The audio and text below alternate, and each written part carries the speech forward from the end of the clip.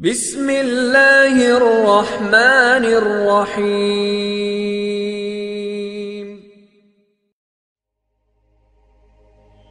اسلام ایک ایسا دین ہے جو اپنے پیروکاروں کو اللہ تعالیٰ کے پیغام، تاریخی واقعات اور ان سے اخذ شدہ اسباق کی روشنی میں زندگی گزارنے کی تعلیم دیتا ہے۔ قرآن مجید جو اللہ تعالیٰ کی آخری اور مکمل کتاب ہے، نہ صرف ہدایت کی کتاب ہے بلکہ اس میں انبیاء کرام اور مختلف اقوام کے واقعات کا ذکر بھی کیا گیا ہے۔ ان واقعات کے ذریعے مسلمانوں کو نصیحت اور سبق ملتا ہے۔ اس طرح قرآن مجید میں ایک شخصیت حامان کا ذکر بھی موجود ہے جو فرعون کے قریبی ساتھیوں میں سے تھا۔ یہ مضمون حامان کی شخصیت، اس کے اعمال اور قرآن مجید میں اس کا ذکر کس تناظر سے ہوا ہے، اس پر تفصیل فراہم کرے گا۔ حامان کا تعارف۔ حامان ایک تاریخی شخصیت ہے جس کا تعلق فرعون کے دربار سے تھا۔ قرآن مجید میں حامان کو فرعون کے ایک اہم مشیر اور وزیر کے طور پر پیش کیا گیا ہے۔ حامان کا کردار فرعون کے جابرانہ نظام حکومت اور بنی اسرائیل پر ظلم و ستم میں نمایاں تھا۔ قرآن مجید میں حامان کا ذکر 6 مرتبہ کیا گیا ہے، جہاں اسے فرعون کے ایک قریبی ساتھی اور ظالم شخص کے طور پر بیان کیا گیا ہے۔ حامان کی شخصیت کا تفصیلی ذکر تورات اور دیگر تاریخی کتب میں بھی ملتا ہے، لیکن قرآن مجید میں اس کا ذکر ایک منفرد انداز میں ہوا ہے۔ قرآن میں حامان کا ذکر۔ حامان کا ذکر قرآن میں مختلف صورتوں میں کیا گیا ہے۔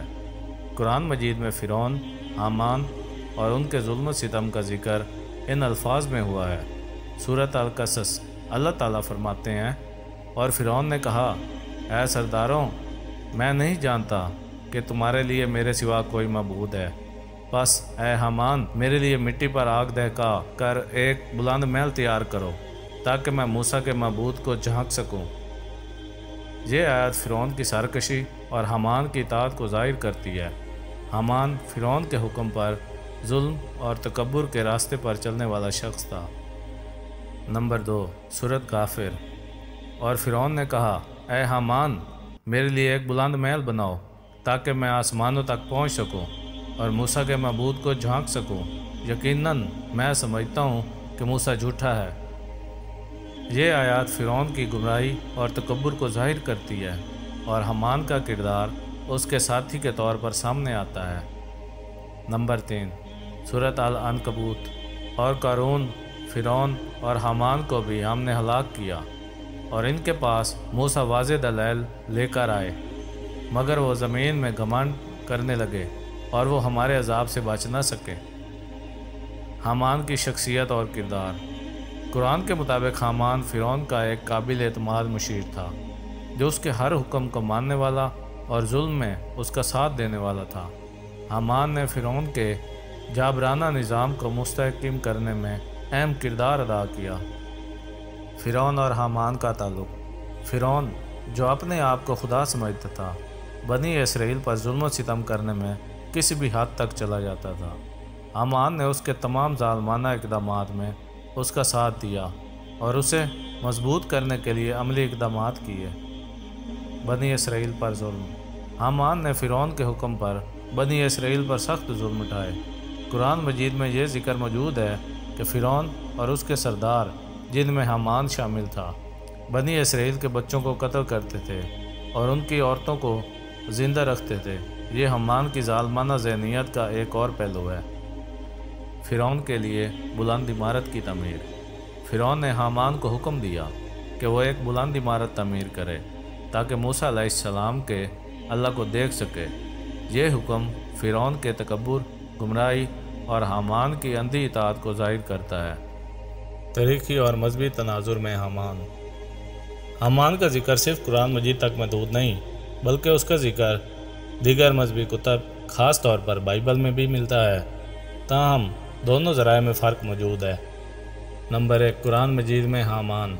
حامان کا ذکر فرعون کے دربار میں ایک مشیر اور وزیر کے طور پر ہوا ہے جو فرعون کے ہر حکم کو مانتا تھا۔ نمبر 2، بائبل میں حامان۔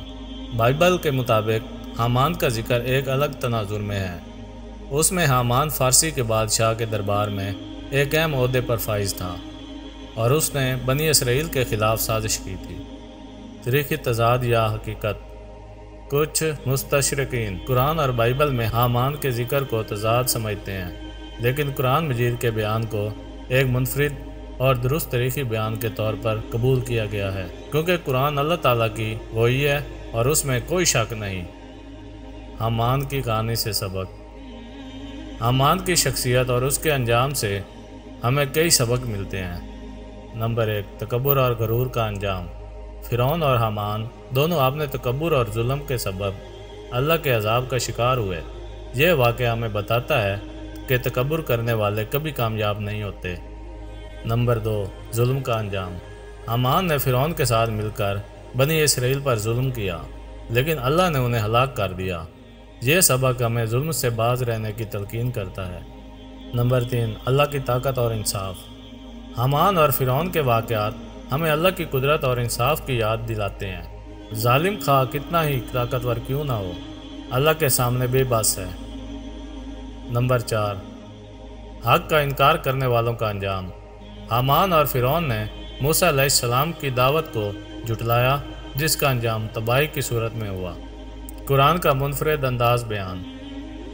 قرآن مجید حامان کو ایک ظلم اور جابر شخص کے طور پر پیش کرتا ہے، جو فرعون کے ظلم میں شریک تھا۔